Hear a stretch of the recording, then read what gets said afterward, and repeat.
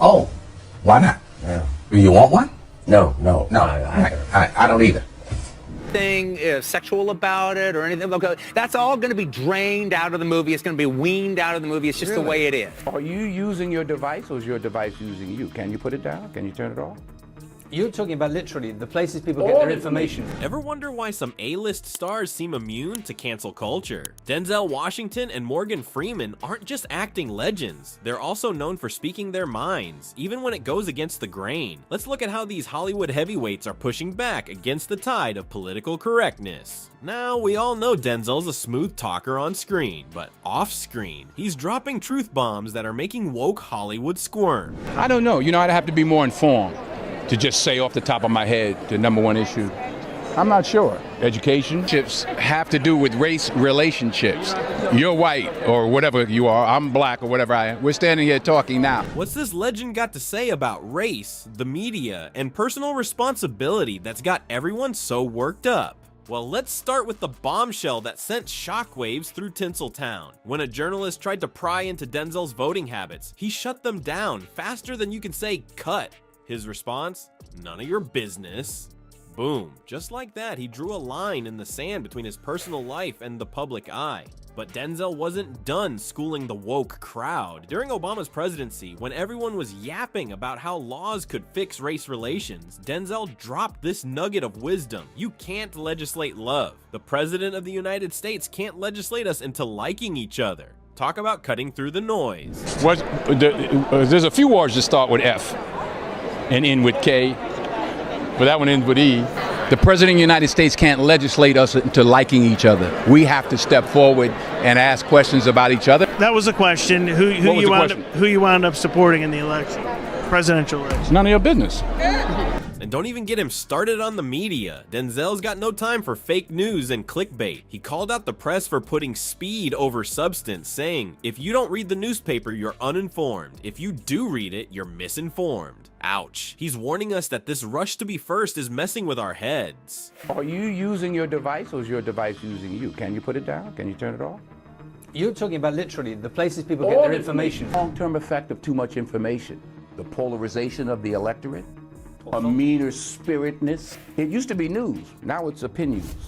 Oh, glasses. We have 3 experts on the right, 3 on the left. Let's discuss. Ooh, the whole fake news pick thing. Pick one. It's not just one. That's the flavor of the day. Every day is something else. What is the long-term effect of too much information? He asks. Good question, Denzel. But here's where Denzel really sets himself apart from the woke pack. While everyone's pointing fingers at the system, he's talking about personal responsibility. Take the issue of incarceration. Denzel's not buying the blame game. He says it starts in the house. Simple as that. He's not just talking out of his hat either. Denzel's using his own life as an example. He talks about how having a dad around kept him on the straight and narrow, while his buddies without father figures ended up in trouble. It's not about systemic this or institutional that. It's about family, values, and making good choices. Who you wound up supporting in the election and why? Go ahead now.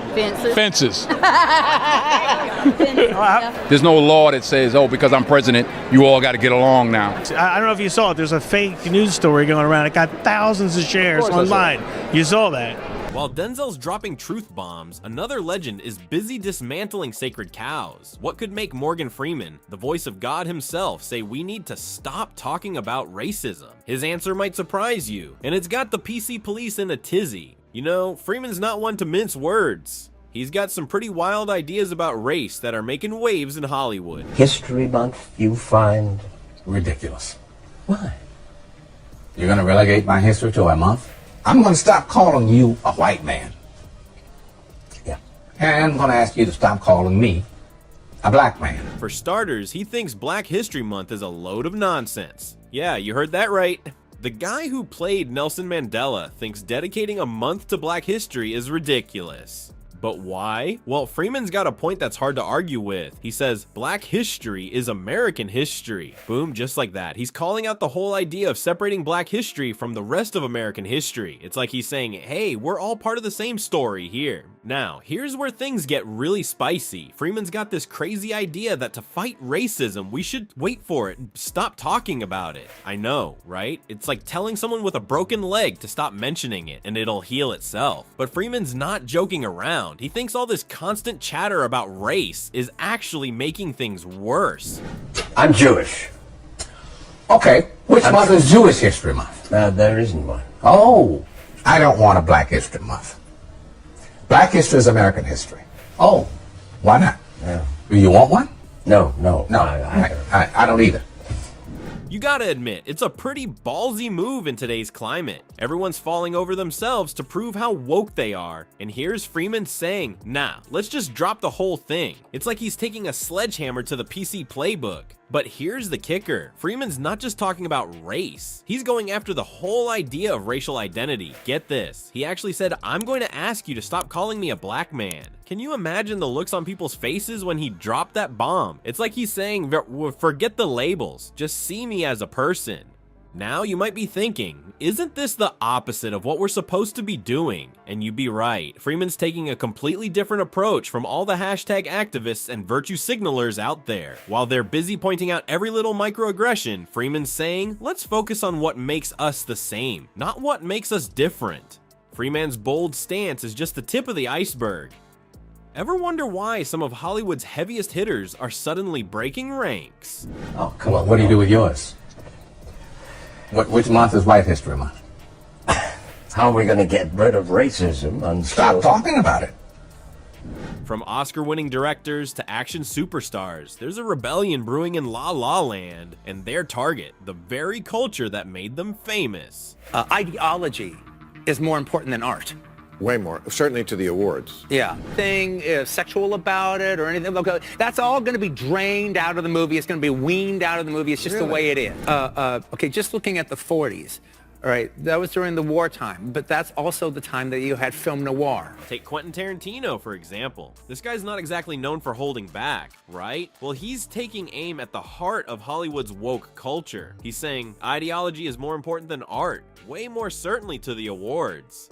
Ouch, that's gotta sting for all those virtue signaling Oscar hopefuls. But Tarantino's not done. He's worried that ideology trumps individual effort and ideology trumps good ideology entertaining. In other words, he thinks Hollywood's so busy trying to be politically correct that they've forgotten how to make good movies. And it's just, it's like, ideology trumps art. Ideology trumps individual effort. Then you had the 50s, which was the first of the completely homogenized decades. Ideology trumps good. Ideology trumps entertaining. You have to always look at it. Are we going to get back to that place? Look, this happened. This comes in waves. Can you imagine? The guy who brought us Pulp Fiction thinks Hollywood's lost its edge. And then there's Matthew McConaughey. You know, the all right guy? Well, he's not playing by the Hollywood rulebook either. He's out there talking about responsible gun ownership and the need to restore our family values. That's not exactly the kind of talk you expect from a Hollywood heartthrob, is it? But here's the kicker. McConaughey's not just spouting off. He's got some real ideas. He's saying we need to raise the minimum age to purchase an AR-15 rifle to 21 and focus on mental health care. It's like he's trying to find some middle ground in a debate where everyone else is screaming at each other from opposite sides. We need to invest in mental health care. We need safer schools. We need to restrain sensationalized media coverage. We need to raise the minimum age to purchase an AR-15 rifle to 21. We need responsible gun ownership. Responsible gun ownership. We need background checks. We need to restore our family values. We need to restore our American values. Now, let's talk about Joe Rogan. Yeah, that Joe Rogan. The guy's been raising hell about how wokeness is messing with universities. He's saying all these diversity initiatives are actually hurting education. Can you believe it? He's talking about colleges where they're hiring people based on how woke they are instead of how smart they are. That's crazy, right? Rogan even shared a story about a college that wanted new hires to explain how they'd fight inequity. He's worried this kind of thing could mess up academic quality and keep really talented people from getting jobs. It's like he's saying, hey, shouldn't we be hiring the best teachers, not the most politically correct ones? Truly exceptional geniuses, like outliers. Like, what do they do to the other people? Justified on the basis of it in some way addressing inequity. That don't meet up to those expectations. Well, that's one of the terrible things about these diversity, equity, and inclusion. So what's the deal with all these celebs suddenly speaking out? It's like they've had enough of this woke culture thing. They're pushing back against what they see as too much political correctness in Hollywood and beyond. And you know what? They're not all saying the same thing. Some are worried about art, others about education, and some are trying to find a middle ground on tough issues.